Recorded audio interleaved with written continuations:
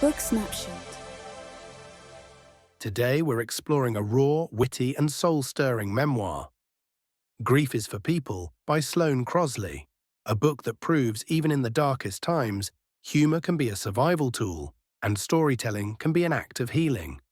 If you've ever lost someone close or struggled to make sense of emotional chaos, this book and this summary is for you. It's not just about death, it's about friendship, memory, guilt, and the things we can never quite get back. So take a deep breath, settle in, and let's begin the journey into one of 2024's most intimate and beautifully written books. The memoir begins with an almost cinematic event. Sloane Crosley's apartment is burglarized. Her belongings are taken, her privacy shattered. The items stolen range from luxury handbags to deeply sentimental keepsakes. At first glance, this theft seems like the book's emotional center.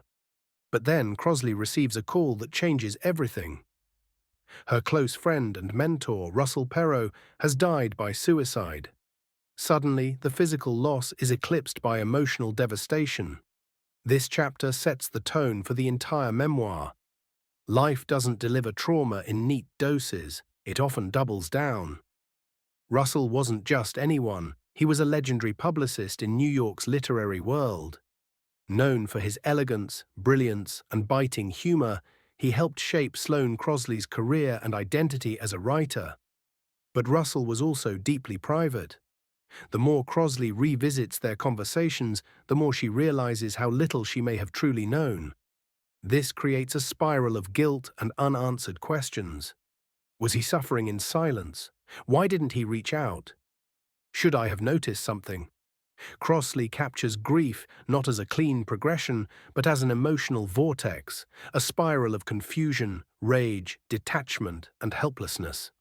She shares raw, relatable symptoms, forgetting how to perform basic tasks, breaking down in public, wanting others to notice her grief, but not too much.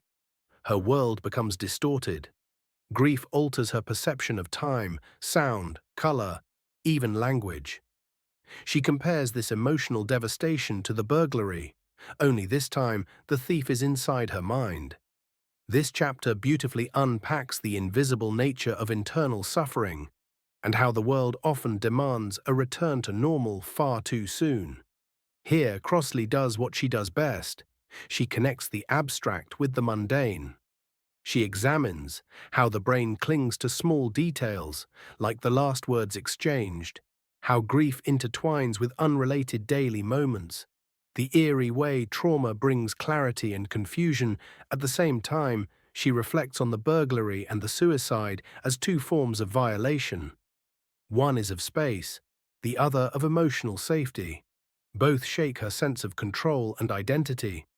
This book is laced with Crosley's signature observational wit, not to make light of grief, but to show how humor often lives right next to heartbreak.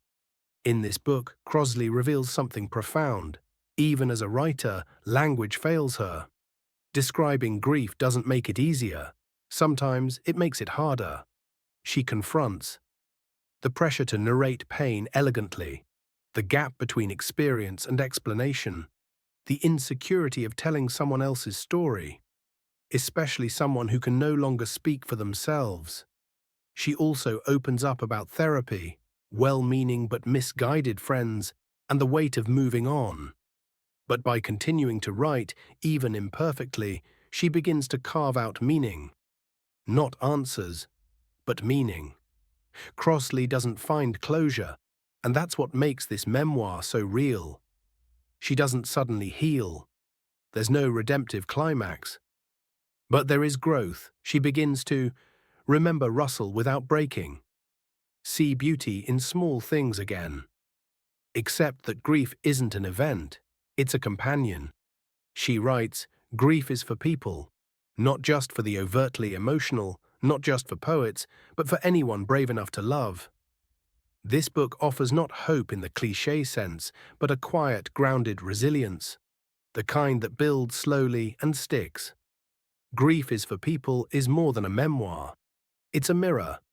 It reflects how we grieve, how we remember, how we try to move forward when there's no map.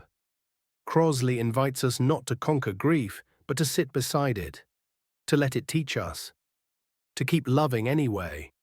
So if you've ever felt lost in the fog of loss, this story will help you feel seen. If this summary moved you, please like this video, subscribe to Book Snapshot, and comment below. What's one thing grief taught you that no one warned you about? Let's keep this conversation open, honest, and human. And don't forget, we drop powerful book summaries every week. Hit that bell so you never miss a story that could change your life.